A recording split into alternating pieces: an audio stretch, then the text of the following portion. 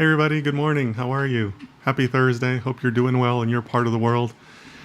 Lots of heat across the globe, so I hope you're staying cool. I hope you're staying safe. And I also hope you're ready to talk about data science. Thank you for joining me. This is my continuation of my daily live streams on data science. So we're going to be together here for the next bit of time. Over on my shoulder here, we're going to start to see the chats as people come in and say hello and all that. I can see people on Instagram. I can see people on YouTube. So you're welcome to say hello and introduce yourself. It looks like we already have a few people doing that. It's good to see some of the regulars in the chat. So good to see everyone. And today, we're gonna do some things same and some things different.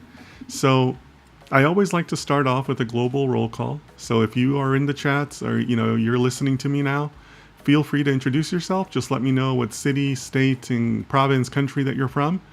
And just kind of let us know what kind of global community we're all building here, because I love seeing the community. I love seeing people help each other in the chat. We also have a Discord going where people are helping each other and encouraging each other. So I love that community building. So feel free to introduce yourself. I also do that just to kind of keep everything inclusive. I don't want anybody to feel like you have to ask some amazing data science question to participate. You don't have to be an advanced data scientist to participate or anything else like that. Just feel free to introduce yourself, and that way everybody can feel like they're joining in. So yeah, I'm seeing a good amount of people on Instagram, so please don't be shy. Feel free to let me know where you're from.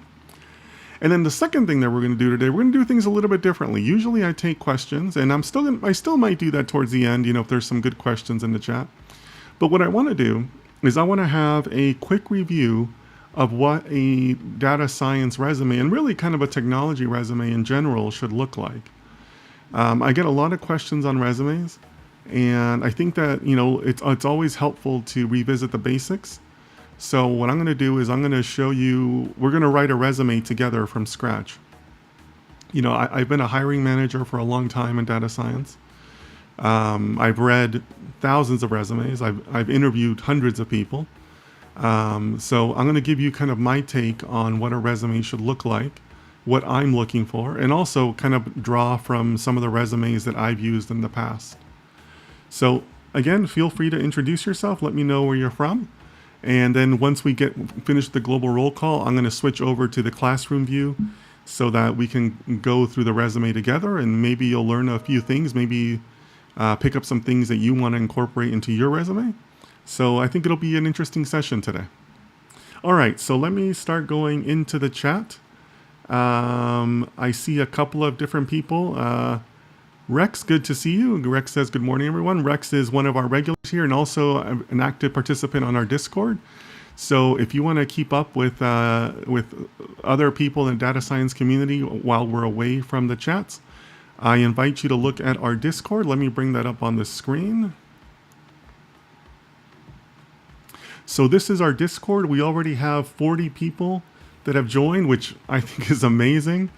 But yeah, we have pretty good discussion going on. I post things as things that come up that are interesting, or reminders for the videos that I have on YouTube. And we're getting some really good participation on there. I'm really enjoying the discussions that we're having. So the link to join the Discord is on my Instagram. It's one of my highlights for under socials. So feel free to join us there. I'm amazed that we already have 40 people. I had this server ready to go. I just didn't think anybody would join or it'd be interesting, because I'm really not a big Discord guy myself, but I did learn it, and I did set up the room in a way that'll be nice and conducive for conversation. But please feel free to join there. Lots of good discussion, and I hope to see you there. Firebrand J, good to see you again, my friend. I know you've been a regular, so nice to see you. Welcome back. My good friend, Dr. Susan Francis, says hello from India. I feel so bad. When I first saw her name, I kept on pronouncing it as Drusen Francis. For some reason, my mind was not registering that says Dr. Susan Francis, so apologies there, good doctor. Like I said, like I told you guys before, I really need to take like a big screenshot or something of my setup here, because I have a lot of things going on in front of me, as far as like the different chats and the different things that I need to look at. It's not always easy to track everything, because I have my broadcasting software on one side of my screen. On the other side, I have my Instagram and all the other places that I'm pushing out on just to kind of monitor the feed. And then above me now, I've added another monitor where that's kind of like my classroom view, where everything, I want to show out to you guys goes on that monitor. My bottom monitor is a 34-inch monitor. My top monitor is a 27-inch monitor. So I have a lot going on in front of me. So I hate that I mispronounced Dr. Susan Franz's name. So you'll have to forgive me for that, but it's good to see you there, Doctor. Mark, we're going to get back to questions later on in the broadcast, okay? But let us know where you're from if you want to introduce yourself. Brohan, nice to see you again. I think you were here yesterday, so hello. Rohan from Vizag, Andhra Pradesh, India. Well, good to see you, my friend. Hope you're doing well. Patrick, my good friend Patrick, and also one of our moderators, both on YouTube and on Discord. Thank you so much for that, Patrick. Good morning from rainy Knoxville, Tennessee. Oh yeah, is it raining a lot?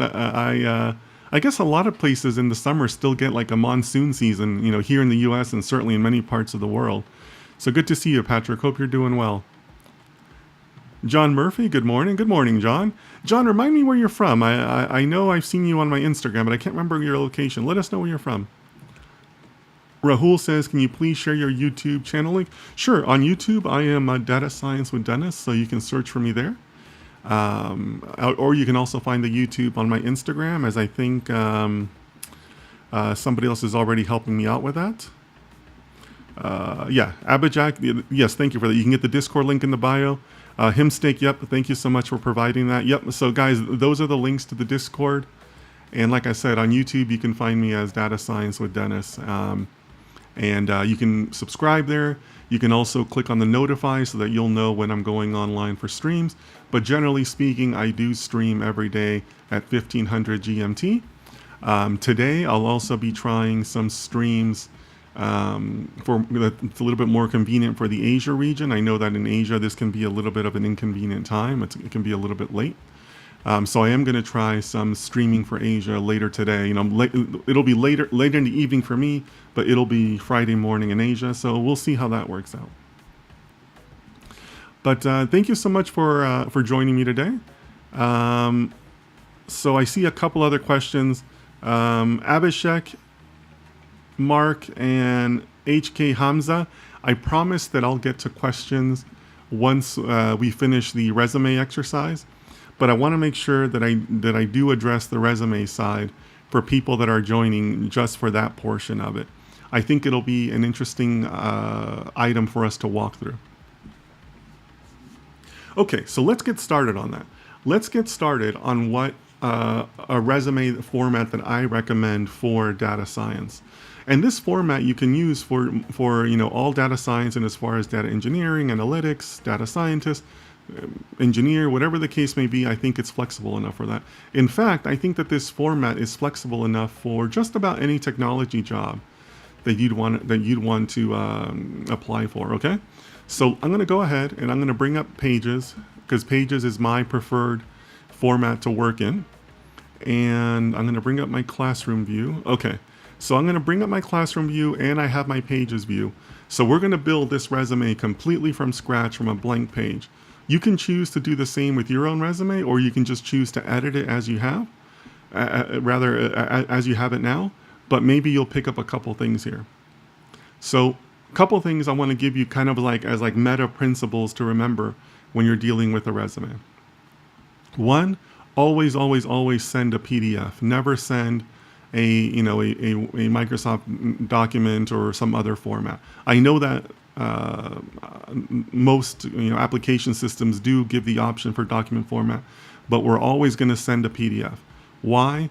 Because with a PDF, you're able to lock in your formatting and your fonts. On a Microsoft document, what happens if they don't have your fonts on their end, or what happens if they're using a different localized setting? As far as like their page setup with their margins and things that are local to their country, to their region.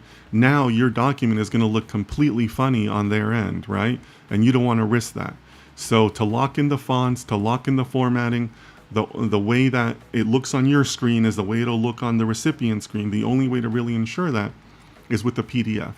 So we're always going to send a PDF, no exceptions to that, okay? Second thing is that it's always going to be one page. Just give me one page on your resume. There's basically no need to go to 2 pages. The only time that you're going to do 2 pages is if you're like a very high level executive and you're applying for like, you know, CEO roles, CTO roles, you know, in other words, much later on in your career. But keep it to 1 page. I can tell you, as I've read thousands of resumes, I've never read a second page in my life, right? You have to keep it to 1 page. And then the third thing is when we save the file, you're never just saving it as resume.pdf. You're going to save it with your name. You know, there's a debate whether it should be first name, last name, or last name, first name, but just include your name and then resume.pdf, right? And in some cases, to help yourself, you might want to also add a little bit of a timestamp to it, like, you know, first quarter 2024 or whatever the case may be, just to remind you when how recent that resume is, and you know, just to kind of keep reminding you also to update it, right?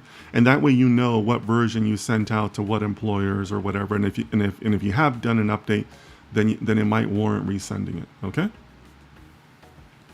All right. So that's what we're going to do before we get started. I can already see some questions in the chat. So let me hit one of the questions. I think Rahul, but a PDF messes up the ATS. That's why I prefer sending Word. How true is that? Not true at all. Not true at all. I have been on the other end of the ATSs, and I have never seen a problem with a PDF in an ATS. Now, I'm going to show you a couple things that are going to help you with that.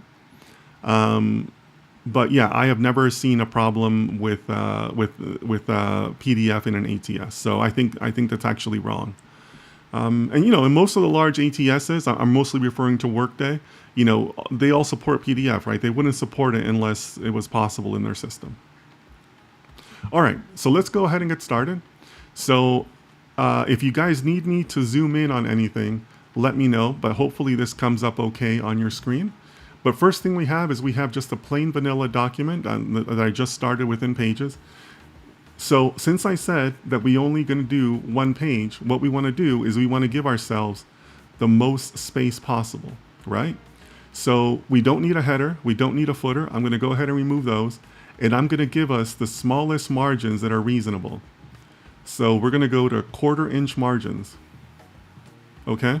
Because remember, we're not going to 2 pages, which means we can't go deep, but we can go wide, right? So give yourself the most space that you can on the document, right? So that's going to help us, you know, because I know that 1 page can feel confining to a lot of people. But this is going to help with that, okay? All right. So let's go ahead and start at the very top. Another thing, you know, coming back to the concerns about the ATS, one other thing that's going to help is we're going to put everything in tables, okay? So for the first table, we just need our contact information. So we're going to go ahead and delete these rows because we only need 1 row. And we're only going to need 3 columns. So we're going to delete that column. And we don't need any grid lines. So let's go ahead and get rid of that. We don't need any table outline. So table outline is going to be none. And we don't need alternating rows. We're going to fit to cell. Yeah, okay, so I think we're ready there.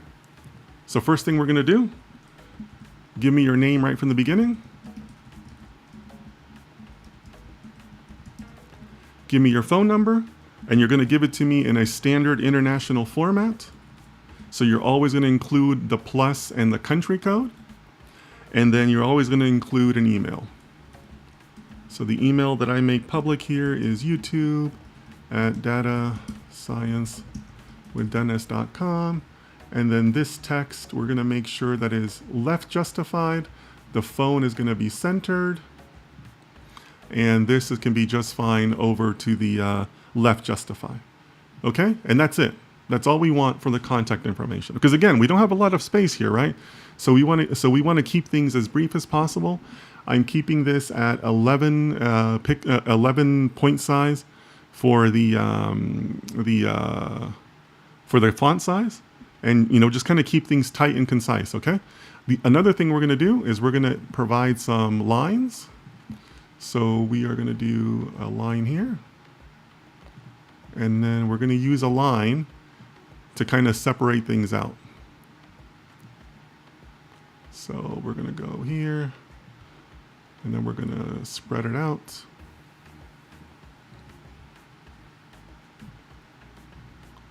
And then we're going to move things up.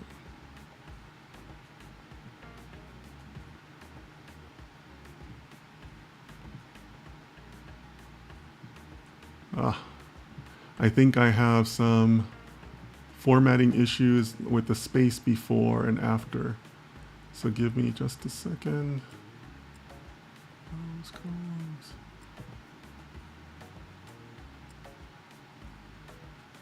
Yep, we want that. That looks good. Start and spacing. There we go. We want to bring down this spacing to let us tighten things up vertically, right? So we're going to do that. We're going to bring this up. That looks good. And we want to go ahead and make that line a little thinner. I think a 2-point is too big. There we go. And then we're going to copy this because we're going to need a couple lines.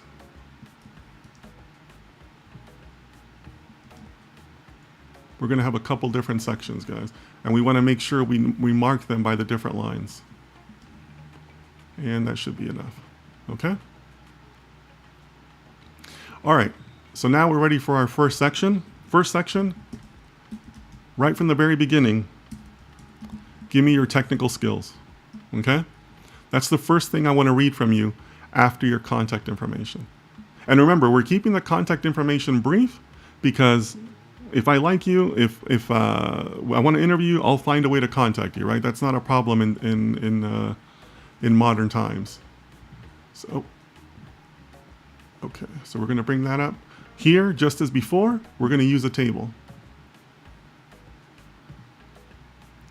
And we are going to modify this table a little bit, just like we did before.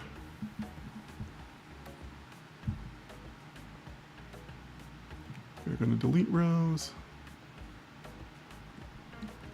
Did I not do that right? There we go. Delete selected rows. Going to do the same thing with the table, get rid of all the outlines, things like that. And here, in this section, I want to see 3 columns, okay? That's all we're going to do. We're going to do text to fit again, just as before. And here, it's going to be very simple. Just give me the technical skill and how many years you have with it. That's all I want to know, okay? So, Python.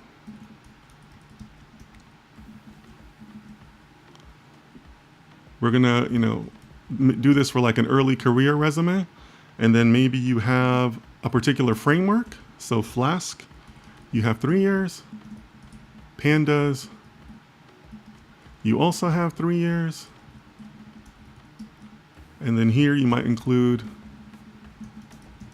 machine learning, 2 years. And then, for example, don't just tell me, well, I want you to tell me both, but don't just tell me you know neural networks. Also tell me what packages you know for neural networks, right? And, for me, my preferred package is Keras. PyTorch is for people who don't love themselves. And just keep on going, right? Give me as many rows as you need to tell me your skills. Okay? Let me go ahead and also address some of the items in the chat while you guys sit and think about that format. Jeremiah says, hello, Jeremiah. Hey, Jeremiah, good to see you again. Will you plan to have a live stream at some other time? Yes, Jeremiah. Today I am trying one that should be more friendly to Asia. I think I'm going to be doing it 9 a.m. Singapore time. So that'll be your Friday morning. Let me know if that works out well for you. Sanku, I'm going to come back to your question. John, Yeah, good question on the website. Let me come back to that. Okay, I'm going to tell you where I would put it, and you're free to disagree with me on that because some people do like to put their website a little bit more prominently. But bear with me, okay? Firebrand J says I am switching to YouTube as it shows landscape. Yeah, please go ahead and do that. Okay. Sometimes it is easier to see on desktop or on YouTube than it is on Instagram. Instagram can be a little funny that way. Patrick says, John Murphy, I just added another column. Yeah, you could add another column to the, I'm assuming, Patrick, you mean to the contact information? You can certainly do that. Yep. And Patrick, if you could please help me moderate some of the comments on YouTube. I think we're getting some spammy comments there from Abhishek. Abhijakar says, is it fine to make my resume using external tools like overleaf.com? I'm not familiar with that particular tool. And to me, a resume is such a personal thing and it's such a critical thing, right? That I kind of like doing it like this with a Word, with like a Word document or a word processor, because it's, I kind of want to have the granular control over everything. So do you really need a tool for a resume? I mean, how many, like the last thing I need is another tool in my life, and a resume is kind of like a personal thing, right? So I would rather do it this way, to have that control and to know that the resume is representing me in the way that I want to be represented, right?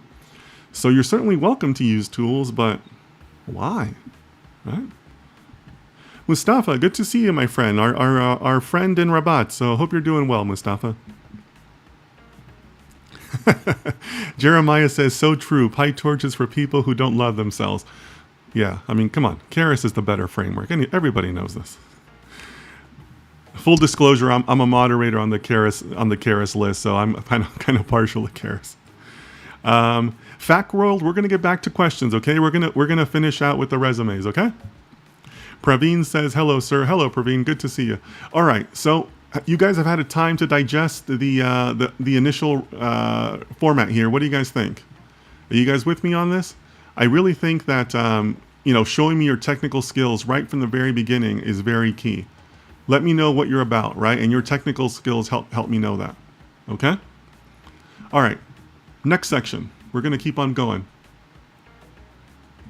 I'm going to move this line up. Okay, so next section. Give me what are we going to call this? Let's call it your project highlights.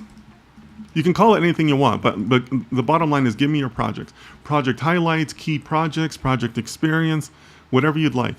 But give me your project highlights, okay? And it's very tempting to start by starting with the company and describing your role and things like that. Don't do that. Give me the title of the project, right? Or give me the primary technology within that project. So were you doing neural networks? Were you doing NLP? Were you doing image processing? Whatever you'd like, okay? But go ahead and tell me what the project was about, okay? So as an example,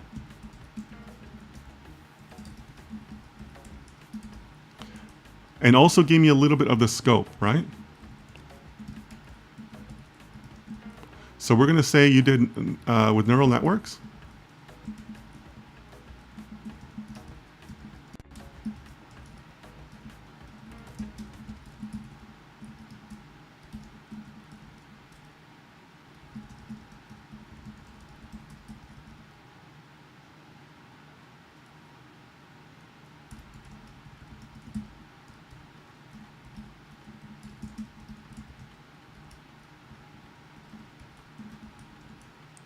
Forms to identify customer concerns. And then what we're going to do for each one of these projects, we're going to make sure that we bold the initial part of it, okay?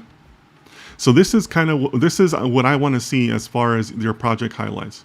Just tell me what it was about and what technologies you use, and give me an idea of the scope, right? So the 20,000 user feedback forms gives an idea of the scope. And we could have put in here something about natural language processing or NLP, right? NLP should be listed in the top of the technical skills, right? NLP is kind of a skill in its own right. And then we could have mentioned it here in the project description, right? I'm just typing here things quickly, just kind of top of mind. But this is the type of format that I want to see for your project highlights. Okay? And give me 3 to 4 project highlights. I'm tempted to say 2 to 3, but 2 is not enough. Give me at least 3, 4, 5 if you have something really extraordinary, right? But 3 to 4 is what I want to keep it there, right? So I'm going to just copy and paste this just for that effect. Right, so that's my top 3 project highlights, okay? And I kind of want to emphasize something here. When I put out a posting and HR gives me back my resumes, I'm going to get like 30 to 40 resumes in the first pass. Or when I go to like a career fair at like a large university, where the kids come and there's like different tables from each employer and stuff, like a career fair, right? From something like that, I'm going to get like 100 plus resumes. The last one I did, I got like 120 plus resumes when I came home from that, right? So for me, this might be all I read from your resume, right? So a hiring manager, this is it. They might stop right here. This should be enough, right? We're only a third of the page, but you should be giving enough information where somebody is going to say, yes, let's go ahead and call this person, or no, that I don't want to talk to this person, right? And I have so many resumes to go through that this might be enough information for me to make a decision on, right? So I'm emphasizing that because for some of you, who kind of have your projects at the bottom, or you have your school first, or, other things, don't do that, right? In the top third, just give me enough information to say yes, no, because it's really all I'm looking for. I'm not going to call you from the resume and offer you the job, I just want to know yes, no. Do I want to interview this person, right? So you can push that decision by just saying, here's how to contact me, here's the skills I know, here's how I've used those skills. And we've done it in the top third of the page. And that's enough, because when I'm I may literally have a stack of resumes, especially after like a career fair. So that's enough for me to flip through and be able to say yes, yes, no, yes, yes, call this person, right? Or like when HR will send me, what they'll do is they'll stack them all in a big series of PDFs, and I'm just scrolling through on my screen, right? So I'm just going to quickly go, yep, page down, page down. I'm not even scrolling down. I'm like page down, right? So a third of your resume really might be all that gets read. So I think that's why I'm emphasizing this format. And really from here below, it kind of like, I'm just going to kind of like show you what I would include, but feel free to move the order. Like it doesn't really matter if the next section is your education or your work experience. Who cares, right? I need to know what you've done, right? So keep that in mind when you go and form your resumes, okay? All right, let me get back to the chat real quick because I want to make sure I'm keeping up with the questions. Uzair says, hi, how you doing, sir? I'm doing well, thank you, Uzair. Nice to see you again. I know you were here yesterday, so thank you so much for asking. I appreciate that people asked. I'm doing great, thanks. It's just warm. It's summer, and I got so many things going on right now. Doing some publicity for my new book. I've got some really great interviews coming up for you guys in August. Going to have some really good live streams coming up in August. In fact, in 1 week. So here's what I've done, guys. I've gone out to my colleagues, and my colleagues have seen what I'm doing here on social media, and I have great relationships with them. So I've invited them to come on to the live streams. So I'm going to have other people, my previous colleagues, come in and do an AMA with you guys on the live stream. I don't think I have anybody less than a director coming. I've got nothing but directors and managing directors lined up. So I have people from finance, from audit, from wealth management, and from data science and data analytics coming. Some of them are doing pre-recorded, some of them are doing live streams. So in 1 week, August 1st, I'm going to have my first guest. That's going to be a live stream. He's a managing director.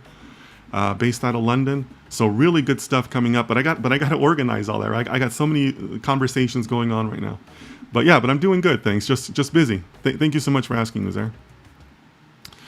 Fact World, we're going to come back to questions after we finish this. Siva says, I prefer MS Word over online website just for the ease of editing and custom formats.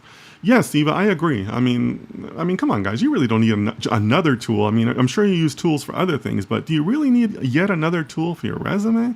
You can do it on your own. Siva, just make sure that you're always sending it as a PDF, okay? Never send it as a Word doc. You can create it in Word, but never send it that way. Always send it as a PDF, okay? Patrick, thank you so much for addressing that. I appreciate you stepping in there. Jeremiah, I will try to join in for the 9 a.m. live tomorrow. I'll be sleeping now, sorry. Yeah, Jeremiah, I'm going to experiment with that time tonight for to be a little bit more friendly to the Asian time zones, to the Asia region. So yeah, if you are in Asia and you want to join me for your Friday morning, it'll be my evening. Please do so.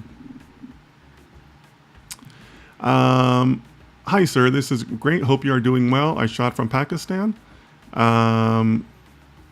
You also teaching this on the channel as per you wrote 100 days of data science. Yeah, I'm going to be streaming for the next 100 days. Basically take us through the end of October, take us through the end of the beginning of the school year for most people. Yeah, just trying to bring you guys content every single day. Ravindran says, actually guys, I'm going to take a little quick camera break here because I need to turn on the fan in my office here, so give me just a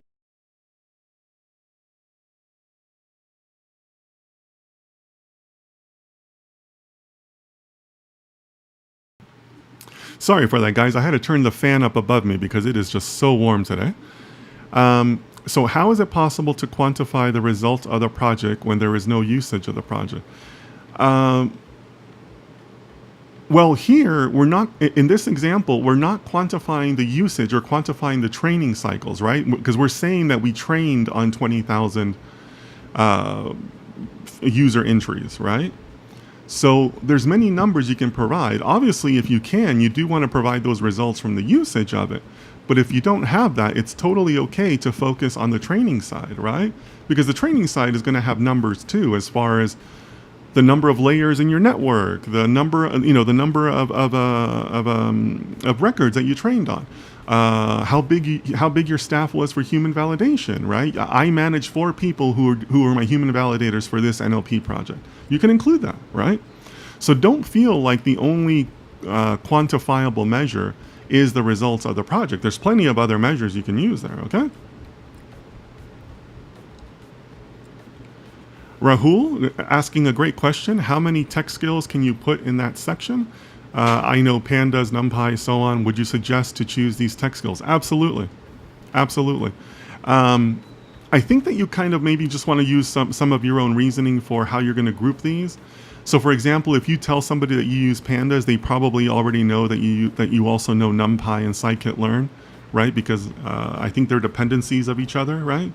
So maybe you don't have to do that. Like I would focus on the bigger libraries like pandas, excuse me. Scikit-learn, yeah, maybe you do want to point out that you can do regression with it or you can do certain models with it, maybe. But kind of just use your own judgment. But as far as how many, I wouldn't limit yourself. I would put as many as is reasonable. In some resumes that I've had, I don't use this format anymore. But when I used to use this format, I think I had maybe 20 skills, 6 lines across, 7 lines, or 3 columns across and 7 lines down, 6 lines down, something like that. So I don't think that's unreasonable because as a data scientist, you should have, a range of skills, right? You're gonna list your visualization, you're gonna list your programming, you're gonna list your modeling. So it's perfectly reasonable to have 18, to 20 skills that you can list. But it just depends on your career and where you're at, right? But I would say, yeah, don't be shy about the number of rows, but be reasonable about it, Okay. Syed Hamad, welcome. I know you've supported the streams before. Nice to see you, my friend. I'm doing well. Thank you so much. Uzair, great question. How important is university GPA in a resume? If I do not have GPA that's too good, would create a bad impression. Personally, I don't read GPAs. I really don't care. In most people's scenarios, a GPA can only hurt them, right? So yeah, so go ahead and say, just go ahead and not really include it if you don't need to. Okay, just you can totally drop it. The only time I would include it would be times when it's actually required in the job description. Some job descriptions will expressly say, include your GPA. But unless that is a requirement, I wouldn't. Don't worry about it. Don't include it. Yeah. Let me keep on going here. So Ravindran includes some more information. For example, if we do a project on sales, the result of the project has increased a sale by 20%, like this. Sure, you can include that, but I thought you said that you didn't have those results. But yeah, you can do that. It's up to you. Okay. Rex says, watching on YouTube, but just wanted to say hello here on Twitch. Well, Rex, you are my first non-spam comment on Twitch, so congratulations for that. So guys, I do also post out on Twitch if that is a more convenient format for you. I think that Twitch is not available in every country, but if you are on Twitch, I also do stream there. But Rex, good to see you there. Okay. So, for those of you joining late, I see plenty of people still joining us on Instagram. We are going over a resume exercise where I am showing the highlights of what I think is a good resume for data science and for most tech roles. So, feel free to follow along. Feel free to watch on YouTube if you want to see a little bit of a wider version. I know that Instagram isn't always great in their vertical format. But let's keep going, guys. And, I love the questions that are coming up so far. So feel free to let me know if anything catches your eye. And also, I will be taking other questions after we finish this exercise, okay? All right, so next thing we do, we're going to move up one of our rows here. Or one of our lines, rather. And we're going to go on to the next section. Oh, you know what? I'm sorry. One more thing I did forget to include on the project highlights. Very, very important. If you have a project that you wrote an article that is publicly available, include it in here. Include a URL at the very end here to say, here's my project results, and put in the URL. So LinkedIn, for example, has a great article writing feature. Take the project, and do a write-up on it, and put it up on LinkedIn, and then include the LinkedIn URL here right after the project. Now, obviously, you want to make sure that it's information that you can publicly release. Make sure you're not violating your client's privacy or anything like that, or your workplace privacy. But go ahead and include it in there. And like I've said before on other streams, I have never once in my life checked people's GitHubs. I think GitHub is a little bit overrated when you read all the social media on it. But I have read people's articles. If you include a URL to an article there, I am 10 times more likely to check that than I am to check a GitHub. Or I think it was John Murphy, I think, asked previously about personal websites. You can include a personal website, but I'd much rather just have you just give me the article, right? Give me a URL I can straight go to and read your work, right? Don't just include a homepage and then assume that they'll read the homepage and then they'll read the about you and then they'll read one of your blog posts. That's too many assumptions, right? Because again, I'm working fast as a hiring manager. So give me the URL straight. Right? Just send me directly to your article that shows me what you've actually done. Okay?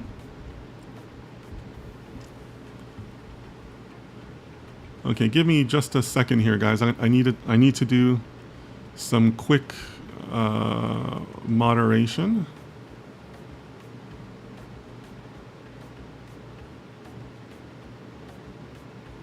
Okay, Patrick already took care of it. Okay, thank you, Patrick. Okay, so let's keep going. So we're going to include URLs to there, to some, if there's like a write-up on the project. Next section, professional experience. And again, if you want to, you can have school here. like I said, this section might not even be read, guys, right? You might have already given me enough information for me to make that yes/no decision. But the next one I want is professional experience. And then we're going to give ourselves a few more lines here. And then after that, we're going to go ahead and include education. Give ourselves a few more lines.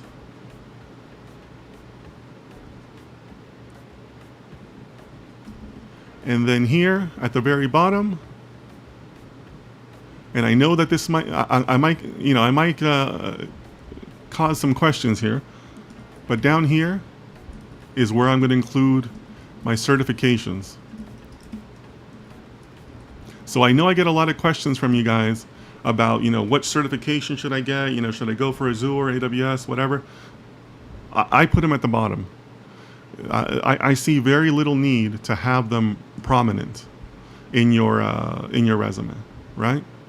So here, just as before, we're going to do this via a table. Same thing, 3 columns going across. Now this one you probably want to max yourself out at 2 rows, right? Unless you really have a lot of certifications, it's going to be kind of hard to justify more than that. So we're going to delete this, and here you might just put AWS, Azure, and then native Spanish speaker. And then I also have a couple of financial licenses. So you put in who is the licensing authority and what the license is. All right, so these are my 2 licenses. And that's it. That's all you want to include, right? And I know that AWS has different certifications. So, I'm just putting in the names as placeholder, right? But give that to me at the very bottom, and include your foreign languages. The other thing I also include here, if you've done any conference presentations, like if you presented a paper or you presented a talk at a conference, go ahead and include it in here, right? And then that's it. That's all you want in this bottom section. In some cases, you also have to cut this section because you're up against the 1-page maximum that we talked about earlier. So if you're going to cut something, make sure you cut it from here, right? You probably don't want to cut it from the top portion of the resume. Okay? All right, let me get back to some questions. Syed Hamad says, "Sir, is it important to include the project reflects the skills mentioned on the resume?" No, not always. You probably want to aim it more towards the job, right? If it's a data engineering job versus a data scientist job, maybe you want to angle it a little bit more towards that. Maybe, emphasize some of the data engineering tasks more. But no, I don't think that it has to have like a 1-for-1 match. You're going to want to be prepared to talk about it during the interview, right? Don't put it, you have to be honest, right? Don't lie on your resume. Don't put a skill that you're not prepared to talk about on your interview, for sure. But as far as, making sure that it matches between the 2 sections, I wouldn't worry about that. And also, for me, reading this, right, as the hiring manager, I'm willing to understand that the project highlights are your best projects. They're not all your projects, right? So I'm willing to understand that you're giving me like your highlights, your top 2, your top 3, your top 4. So I'm not expecting that everything would be mentioned in there, okay? So I hope that helps you, Syed. Rahul Jain says, Rahul, this is an excellent question, my friend. Since you have been a hiring manager before, could you give us a brief insight into what happens to the thousands of resumes you receive after going through ATS scanning? Does it go to HR? Great question, Rahul. You're asking a couple of, okay, you know what? Yeah, great question. Let me take the time to explain this one. So first thing you should understand is that the hiring process is very much driven by HR and driven by their policies, which are basically driven by the local laws in your country or in your region, right? And HR is very much about what are the laws and what are the policies that we have for those laws and things like that. So let's start with the job posting itself. The job posting itself, I'm gonna initiate as a hiring manager, and usually, and also just to clarify, most of my experiences with Workday, that's the ATS I know the most, and obviously Workday is very popular, right? So I'm speaking a lot towards Workday here, right? So in Workday, there's already going to be templates of job descriptions that HR has, kind of approved. So when I post a job, I'm going to start with one of those templates. And then where I modify the most is in the essential skills section. The essential skills and the nice to have skills, right?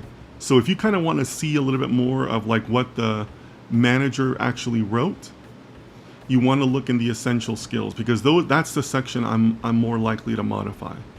So if I really need you to have like SAS, let's say, which, nobody should require SAS, right? But let's just say I really, really need you to have SAS. That's where I'm going to list it in the essential skill. Because everything else above that, like the job description, the location, all that, that's all determined by HR. Like I may not even have editing access to that, depending on the companies. At the companies I've worked, I do have editing access, but I may not change that, right? I'm going to change the essential skills. So that's where you're going to see the things that you really want to speak to in your resume or in your interviews, because that's kind of like what I, as the manager, wrote. So I go ahead and I fill that out, and then I send that back to HR. And then HR posts that, through their own systems. And sometimes they may send me the URL to tell me where it's posted, and other times they don't. So sometimes I know where it's posted, other times I don't. I may ask for it if I have particular people in mind that I want to apply. Like maybe I had a past candidate that, wasn't able to work for us, but they contacted me and they told me they want to work for us now. I might send them that URL. Or in some cases in the past, I've posted jobs to the KRS mailing list. There's been situations where I really need somebody who knows neural networks. And because I know that people on the KRS mailing list are really, really talented people, I have posted jobs in the past to the KRS mailing list. So that's how I'll use the URL they give me. But other times I may not even know where it's posted. It's just kind of out there, right? Or sometimes I'll also post it on my own LinkedIn if I want to. From there, maybe like a week later, 2 weeks later, HR will tell me that there are resumes available, and they'll post them on Workday. And sometimes they've done some filtering, other times they haven't. It just depends. But on Workday, I get like a table format, and it'll tell me your name. I'm trying to think about this.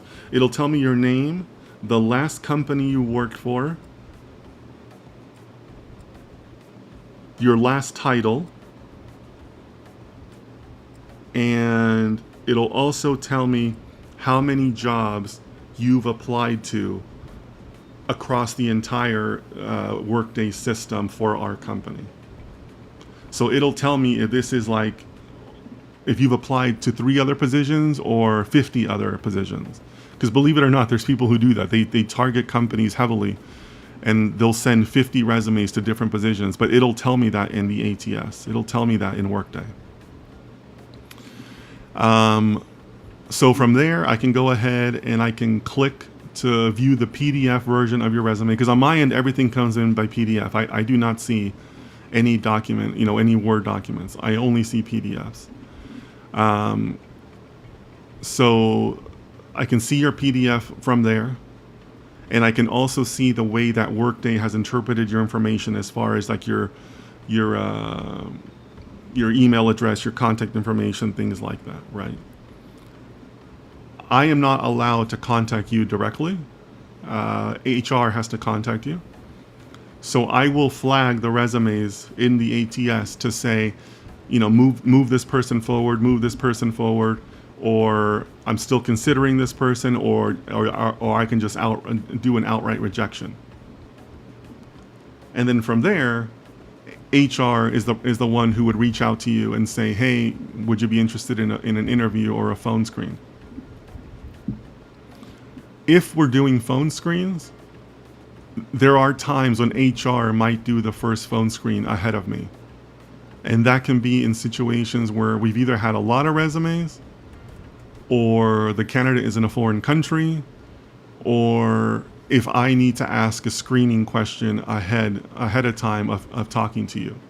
HR will take care of that. I will give HR a screening question, and then they will call you and ask you that. Or they will call you and say, are you available for an interview with me, with the hiring manager?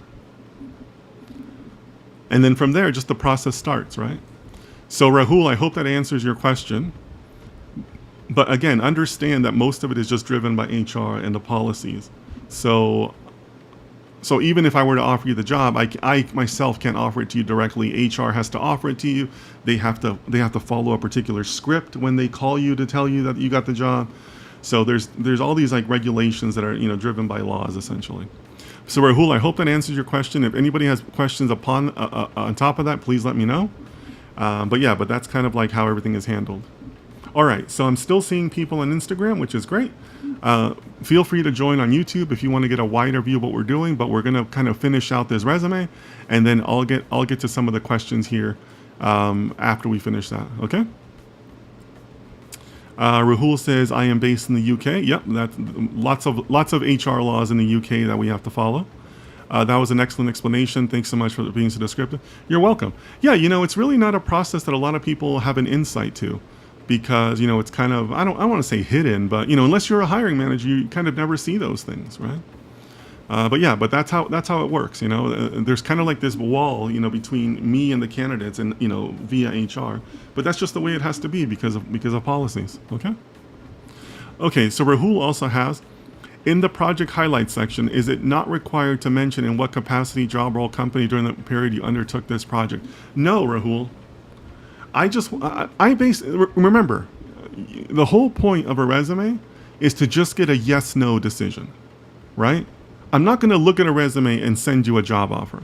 I just need to know if you're worthwhile to interview. That's all. That's it. That's all you're trying to get to, right? You're not trying to get a job offer. You're not trying to, tell somebody you won the Nobel Prize with all your great research. You just want to say, here's what I can do. Here's how I used it. Would you like to interview me? That's the entire message you're trying to get across. And again, coming back to me as a hiring manager, I've got a lot of resumes to read through, right? So make it easy for me to do that binary decision of yes, no. And I can make that decision based on what I'm showing you here. Here's my skills. Here's how I've used them. Okay? All right. So Aneruth Mani, I'm going to go ahead and skip to your question here because you're asking a good question. Any advice on how to get through the ATS, fill the resume, all the keywords in the job description? No, that's not what we advocate here. Remember, guys, in all of my content and everything I share with you guys, we are not trying to, hack the interview, crack the data scientist interview. We're not doing that. We are trying to be professionals. So we are not trying to game the ATS system here. That's not my intent of having this session with all of you. With a resume, we're going to be honest. So the best way to catch attention is to have a nice, clean resume, like what I'm trying to show you here, and to also be a data scientist. The best way to pass a data scientist interview is to actually have done the work of a data scientist and display that work and learn how to express yourself, right? Because if you've done that work, trust me, it will come across to me as a hiring manager. It'll come across to me in your vocabulary, in the way you carry yourself, the way you tell me about your rationale, the way you tell me about how you develop these projects, right? Data science is not a skill, it's a process, right? So if you can show me that you follow the data scientist process, yeah, I'm going to call you for an interview. Yeah, you might pass the interview, right? So we're not trying to crack the interview. We're not trying to use keywords. We're not trying to sneak by the ATS. No, we are trying to be a data scientist, okay? Okay. Rahul says, thanks so much for answering all my questions. You're welcome, Rahul. I'm just sharing my experience. I've lived this, and I'm just sharing you what my reality has been. I've been a chief data scientist for a long time. I've been in the technology field for 20 plus years. So I'm just sharing what I know here. Abhishek Jakar, welcome, Abhishek. Sir, is there any extra importance given to Tier 1 college student versus Tier U versus Tier 3 and off-campus hire? No. I know what you're referring to. If you look at some of the hiring websites, they get caught up in these tiers or the quality of the college. In some other cases, like maybe if you're applying for a law internship or something in the financial space, to be like in working with finance, yes, maybe that's a little bit more important. But ultimately, data science is still a tech skill. And when it comes to technical positions and technical resumes, where you went to school, I think, becomes a lot less important, right? Because think of it this way, right? What I like to tell people is think about the opposite scenario. If you can't pass the technical interview, with me and my data scientist, I don't care where you went to school. It doesn't matter at all. You could tell me you went to Harvard, but if you don't pass the technical interview, I don't care, right? So if that reverse is true, then the other side of that, of the school mattering a lot less, also has to hold, right? So for me, if you can tell me these are my skills, this is how I've used them, and I bring you in and you pass the technical interview, then great. I don't care where you went, right? So think of it in those terms, right? I mean, yes, if you're applying to a bank and you want to work in their trading department or things like that, yes, maybe then the school might matter a little bit more. But overall, for like tech skills, I would say it doesn't matter at all. Okay. And to be frankly honest with you, I think some of the other people kind of oversell that. It's kind of like, it's almost like a sales tactic. Like, oh, no. If you didn't go to a top school, you need my class, you need my program, you need to pay me for my coaching or whatever. Don't fall for that. Okay. Just, walk into an interview prepared to talk about your tech skills. Okay. That's really what's going to matter in most cases. Ravindran says, what you consider as outstanding resume as a fresher who you want to interview immediately. Okay, so I'm going to answer that, but also keep in mind that a lot of companies have dedicated programs for people that are still in school. So the way you apply to those programs and keep up with those programs might be completely different than what I'm showing here, because those programs for, second year, third year, fourth year students tend to be a lot more structured, right? They kind of have like a pattern that they make you follow. So you're going to want to research the company that you're looking at. It's possible that they would already have these programs. Most of them are called what are they called? Like an early identification program, right? Where they're looking at freshmen and sophomores to say, hey, yeah, you might be somebody who'd be interested in working for us later. So you're going to want to look for those, right? But as far as, let's say you're applying for a company that doesn't have those, I would say focus on the top two, the skills and the highlights. The project highlights, I would like to see things that you did on your own. Remember, guys, what you put into project highlights doesn't have to be something that you did for a company. It could be something that you researched on your own, right? And it's the same framework that I talked about in some of my other videos, where go out there, get your own data, create your own hypotheses, determine the models and the experiments you need to work with that hypothesis, write the code for it, look at the results, and interpret those results in some sort of an article, some sort of a posting or something that you publish, right? Follow that pattern and emphasize that pattern in the project highlights. I researched a study that had 500 respondents. I tested 4 different models. I determined the neural network was the best approach. Here's what the neural network told me, and here's what those results mean to the business or to the world or to society or whatever is relevant for that particular data, right? Write that and publish it. Publish it on LinkedIn, publish it on X. X has a great article feature now. And then put that in your project highlights and and include the URL in the resume. That is a perfectly valid way to go about it for somebody, you're still building your resume, you're still building your portfolio. Maybe you don't have a lot of, maybe your professional experience section down here is not going to be so big, right? That's okay. Tell me the projects that you did. In some cases, you might actually do better by that because you're showing your initiative. You're showing your creativity, right? Because you're saying, this is the data that I found, and this is what the data meant to me, right? Totally valid way to go about it. So I hope that helps you, okay?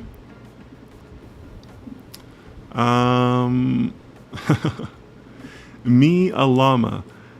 Is netcode, I'm going to assume you mean LeetCode. Is LeetCode good for studying DSA and LeetCode for interview?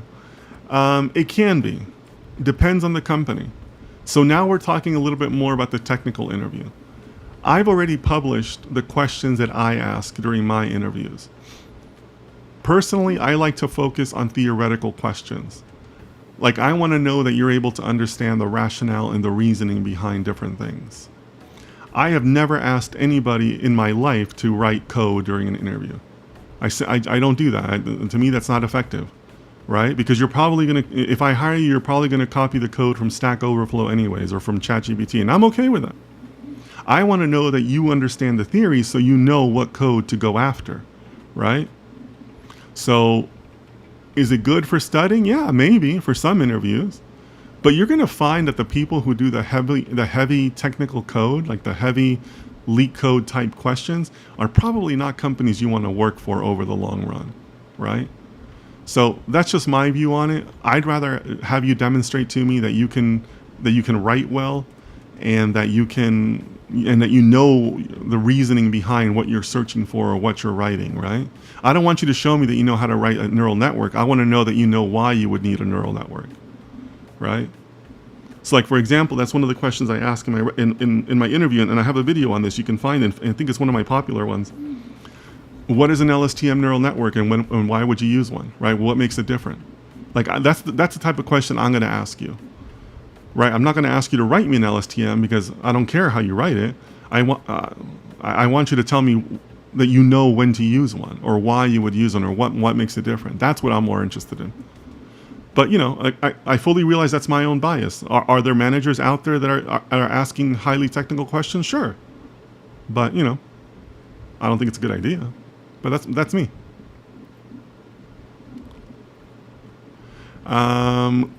Let's keep on going here. Katul Patel, welcome Katul, says, what's the hiring manager's process looking at work experience? I have 1.4 years of experience, and I applied to 2 to 3 years of experience requiring a job with a skill set match. Go for it. Go for it. Don't let that hold you back. I can appreciate that some of you are being very dogmatic about about following what the description says. I think that's pretty natural if you have a scientific mind. You know, you're being very strict about what it says, and that's cool, right? But when it comes to jobs, there is some leniency there from my perspective as a hiring manager, right? It's not going to prevent me from at least initiating some of those steps, right? From again, just making that yes/no decision of, do I want to interview this person? From the interview, from a phone screen, that's going to be a little bit more deterministic of saying, yeah, you know, they kind of show that they've only had 1 year of experience. The experience isn't quite there, I might say. Or I might say, wow, you know, that person really presented themselves well, and it sounds like they have 10 years of experience, even though their resume only says 1.5, right?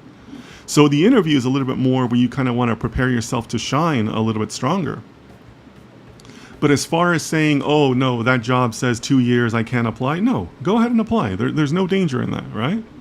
If you're confident in your resume, you've taken the time to really do some projects, you've taken the time to publish out those results, you have some good results to talk about, go for it. I think you're just fine there. But thanks for the question, Ketel. Patrick, thank you so much for assisting with the moderation. Really appreciate you there, my friend. Yeah, by the way, guys, if you have a chance to thank Patrick, he does my moderation on the YouTube and on the Discord, so really appreciate him. Thank you so much. Abhishek, thank you there. Thank you for the assist there. Yep. If anybody is having trouble on Instagram seeing the resume, because I understand that the vertical format isn't always great for this, go ahead and switch over to YouTube. I'm broadcasting this on YouTube, and that gives you a little bit of a wider format. It's a little easier to see. So thanks for that. I apologize that Instagram just isn't ideal for that.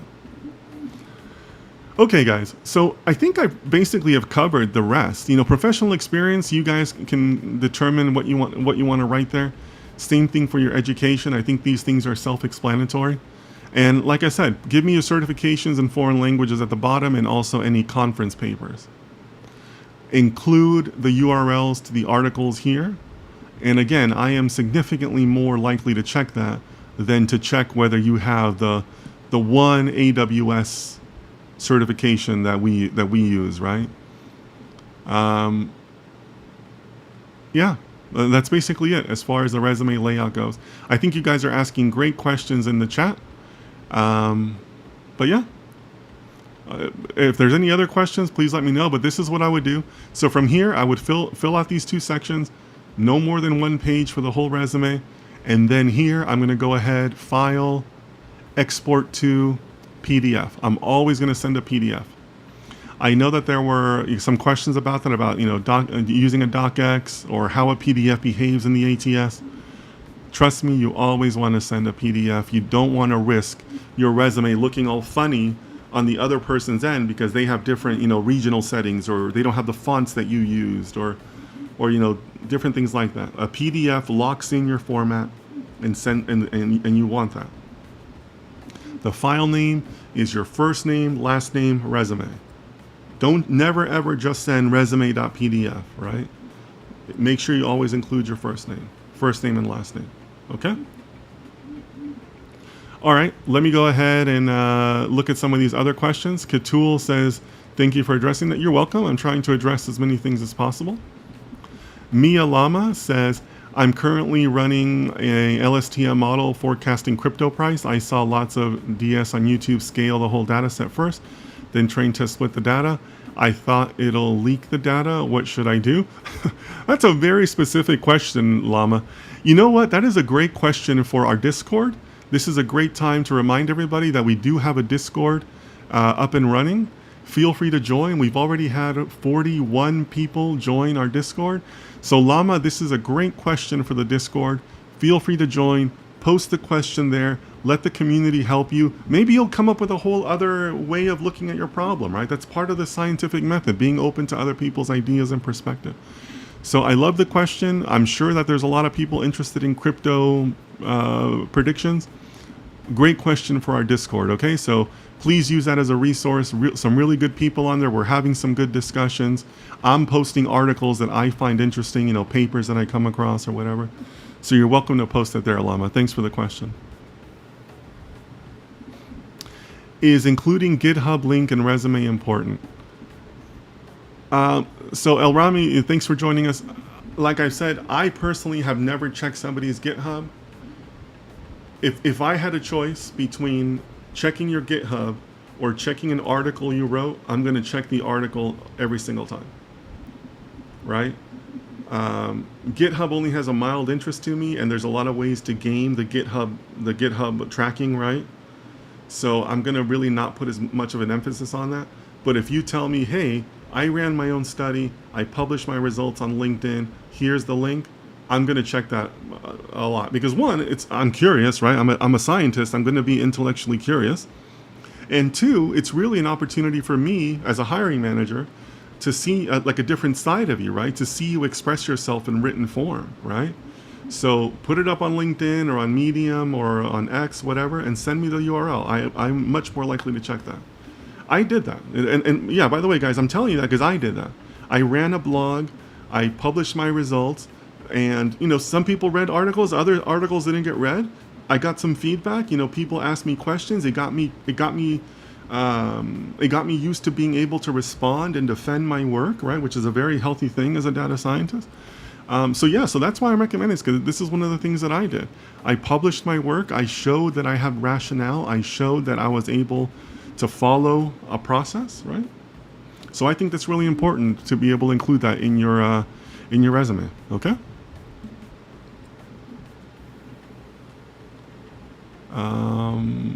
Yep, that's a great answer.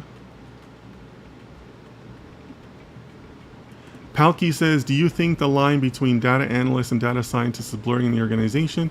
Do organizations really use complex machine learning models for forecasting? Yes to both questions. Yeah. As I mentioned before, guys, data science teams are small. So there's not always room for you to be able to say, well, I'm only an analyst or I'm only a data scientist.